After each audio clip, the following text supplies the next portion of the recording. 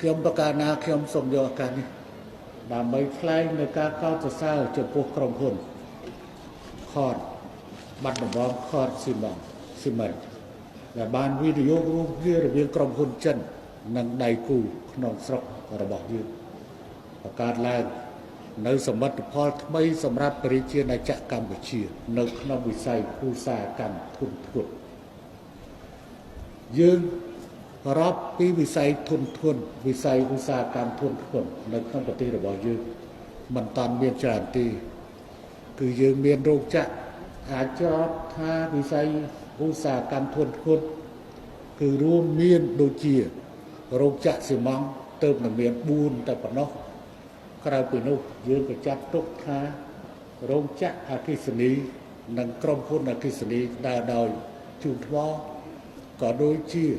វារីអគ្គិសនីក៏ប្រភេទក្នុងឧស្សាហកម្មធុនធ្ងន់ប៉ុន្តែយើងមានឧស្សាហកម្មធុនស្រាលច្រើនដែលក្រុមនោះខ្ញុំប្រកាសណាខ្ញុំកំពុងតែដើរទៅសួរសុខទុក្ខកម្មករនៅគ្រប់ទីកន្លែងដែលមានដែលរហូតមកដល់ពេលនេះ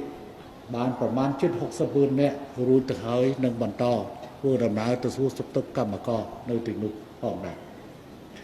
រហូតដល់មានអ្នកខ្លះក្នុងមួយសិលមួយថ្ងៃនេះមានអ្នកខ្លះថា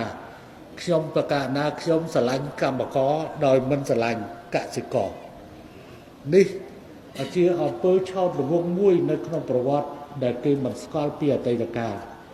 ឬក្រំតែជាការនិយាយដើម្បីយកសិលឹកឆ្នោតដោយ